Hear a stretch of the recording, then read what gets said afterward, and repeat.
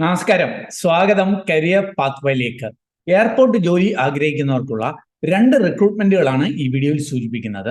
ഒന്ന് airport authority of ഇന്ത്യയുടെ recruitment ആണെങ്കിൽ മറ്റൊന്ന് AI എഞ്ചിനീയറിംഗ് സർവീസസ് അനൗൺസ് ചെയ്തിരിക്കുന്ന റിക്രൂട്ട്മെന്റ് ആണ്.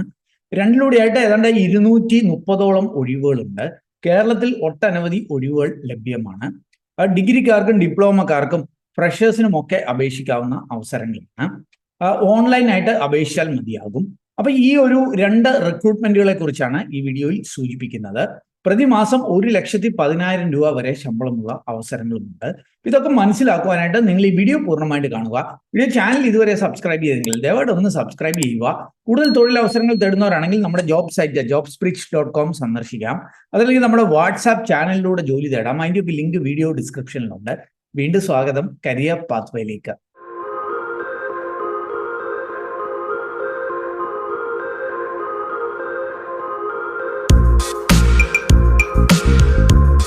ആദ്യം നമുക്ക് AI engineering services limited announce ചെയ്തിരിക്കുന്ന അവസരത്തിന്റെ ഡീറ്റെയിൽസ് ഒന്ന് മനസ്സിലാക്കാം. ഈ AI എഞ്ചിനീയറിംഗ് സർവീസസ് ലിമിറ്റഡ് എന്നുള്ളത് നമ്മുടെ ഗവൺമെന്റ് കീഴിലുള്ള DGCA അതിന്റെ അപ്രൂവൽ കിട്ടിയിട്ടുള്ള ഒരു aircraft maintenance and repair organisation ആണ്. ഇവര് അസിസ്റ്റന്റ് സൂപ്പർവൈസർ എന്ന അവസ്ഥയിലേക്കാണ് ഇപ്പോൾ റിക്രൂട്ട്മെന്റ് അനൗൺസ് ചെയ്തിരിക്കുന്നത്.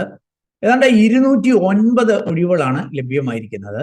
അതിൽ തന്നെ ഏറ്റവും കൂടുതൽ ഒഴിവുകളുള്ളത് ഡൽഹിയിലാണ് 87, മുംബൈയിൽ 70 ഒഴിവുകളുണ്ട്, കൽക്കട്ടയിൽ 12, ഹൈദരാബാദ് 10, നാഗ്പൂർ 10, നമ്മുടെ തിരുവനന്തപുരത്ത് 20 ഒഴിവുകളുമാണ് ലഭ്യമായിരിക്കുന്നത്. അങ്ങനെ 209 ഒഴിവുകളിലേക്കാണ് ഈ ഒരു റിക്രൂട്ട്മെന്റ് നടക്കുന്നത്. മറ്റൊരു റിക്രൂട്ട്മെന്റ് ഉണ്ട് 100-ലധികം ഒഴിവുകളിലേക്കുള്ളത്, ഞാൻ പിന്നാലെ സൂചിപ്പിക്കാം. അവിടെയും കേരളത്തിൽ അവസരങ്ങളുണ്ട്. അപ്പൊ ഈ 209 ഒഴിവുകളിലേക്ക് അസിസ്റ്റന്റ് സൂപ്പർവൈസർ എന്ന അവസ്ഥയിലേക്കാണ് AI engineering services recruitment announce ചെയ്തിരിക്കുന്നത്. ആർക്കായിരിക്കും ഇതിനെ അപ്ലൈ ചെയ്യാനായിട്ട് കഴിയുക? അതിന്റെ ക്വാളിഫിക്കേഷൻ ഇവിടെ സൂചിപ്പിച്ചിട്ടുണ്ട്.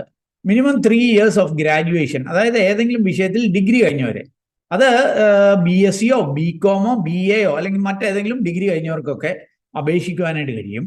അതിനോടൊപ്പം ഒരു കാര്യം സൂചിപ്പിക്കുന്നുണ്ട്, ഒരു കമ്പ്യൂട്ടർ കോഴ്സ് നിങ്ങൾ പഠിച്ചിരിക്കണം. ഒരു certificate course in computer 1 year duration എങ്കിലും ഉള്ളത് പഠിച്ചിരിക്കണം എന്ന് സൂചിപ്പിക്കുന്നുണ്ട്.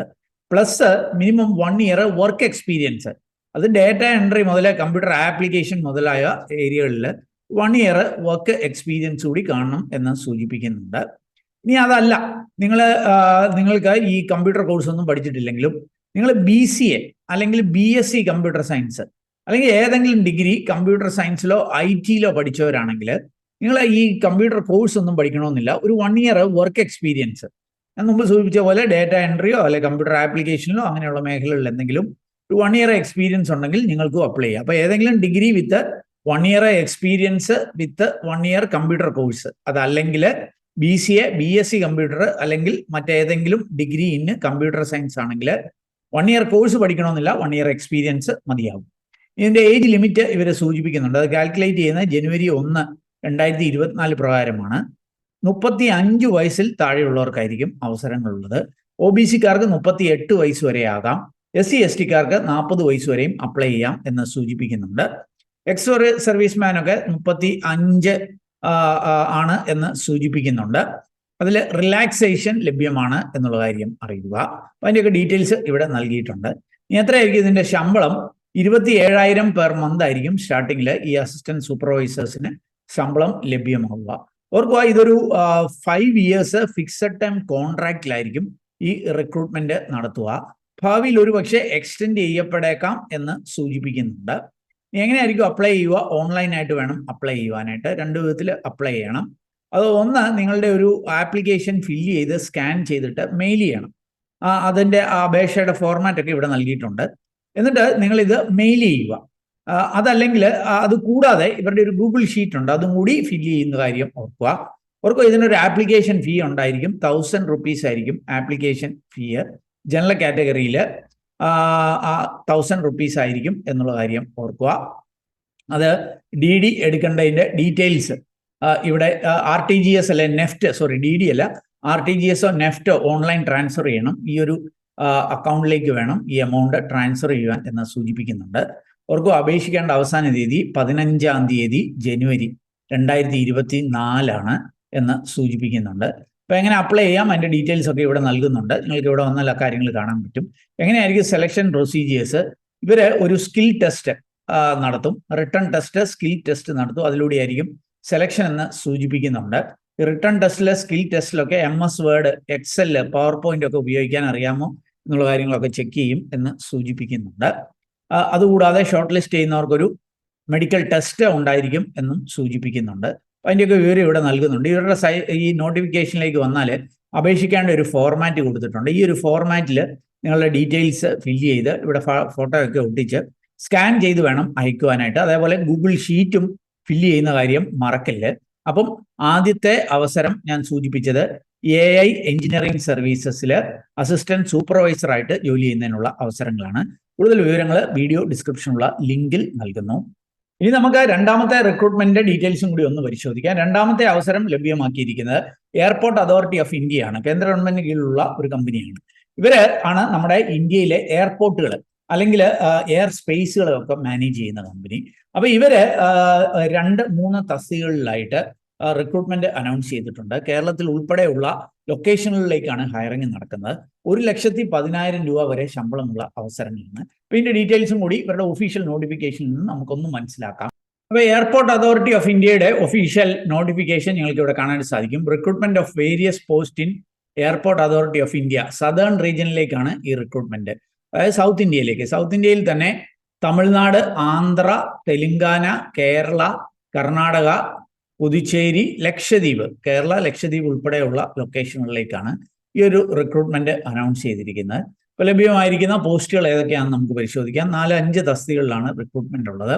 ഒന്ന് ജൂനിയർ അസിസ്റ്റന്റ് ഫയർ സർവീസ് എന്ന അതിലേക്കായിരിക്കും റിക്രൂട്ട്മെന്റ്. 92,000 രൂപ വരെ പേ സ്കെയിലുള്ള അവസരമാണ്. മൊത്തം 73 ഒഴിവുകളാണുള്ളത്. മറ്റൊരു അവസരം എന്ന് പറഞ്ഞാൽ ജൂനിയർ അസിസ്റ്റന്റ് ഓഫീസ് എന്നുള്ളതാണ്. 92,000 വരെ പേ സ്കെയിലുള്ള അവസരമാണ്. 2 ഒഴിവുകളാണ് ഇവിടെ ഉള്ളത്.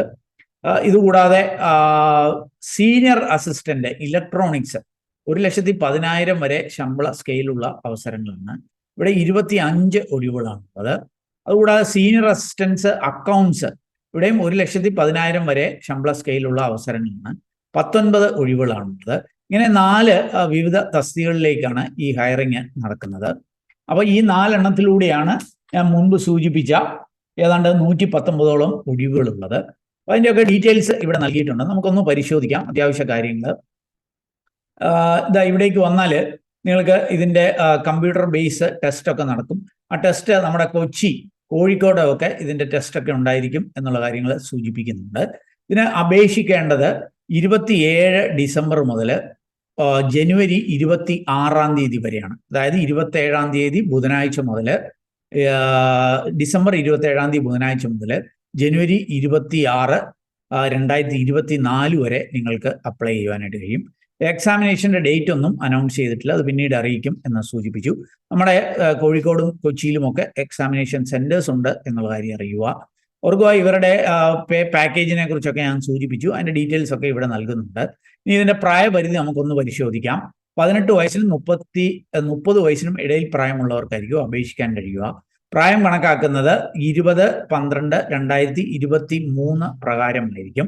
OBC-ക്കാർക്ക് 3 വർഷത്തെയും SC/ST-ക്കാർക്ക് 5 വർഷത്തെയും ഒക്കെ പ്രായത്തിൽ ഇളവ് നൽകിയിട്ടുണ്ട് എന്നുള്ള കാര്യം അറിയുക. അപ്പോൾ അതിൻ്റെയൊക്കെ ഡീറ്റെയിൽസ് ഇവരുടെ സൈറ്റിൽ നൽകിയിട്ടുണ്ട്. ഇനി എന്തായിരിക്കും ക്വാളിഫിക്കേഷനും എക്സ്പീരിയൻസും ഒക്കെ ആവശ്യമായിട്ട് വരിക? ജൂനിയർ അസിസ്റ്റന്റ് ഫയർ സർവീസ് എന്ന തസ്തികയിലേക്ക് അപ്ലൈ ചെയ്യുവാനായിട്ട് 10th കഴിഞ്ഞിട്ട് ഒരു 3 years എങ്കിലും ഉള്ള ഡിപ്ലോമ, പോളി ഡിപ്ലോമ കഴിഞ്ഞിരിക്കണം. അത് മെക്കാനിക്കലിൽ, ഓട്ടോമൊബൈല്, ഫയറിലൊക്കെ കഴിഞ്ഞവരായിരിക്കണം. അല്ലെങ്കിൽ +2 കഴിഞ്ഞവർക്കും അപ്ലൈ ചെയ്യാം എന്ന് സൂചിപ്പിക്കുന്നുണ്ട്. ഓർക്കുക, നിങ്ങൾക്ക് ഒരു ഹെവി ഡ്രൈവിംഗ് ലൈസൻസ് കാണണം. ഇനി അതില്ല എന്നുണ്ടെങ്കിൽ മീഡിയം വെഹിക്കിൾ ലൈസൻസ്, അത് 1 year എങ്കിലും ആയിട്ട് ഉള്ളതായിരിക്കണം.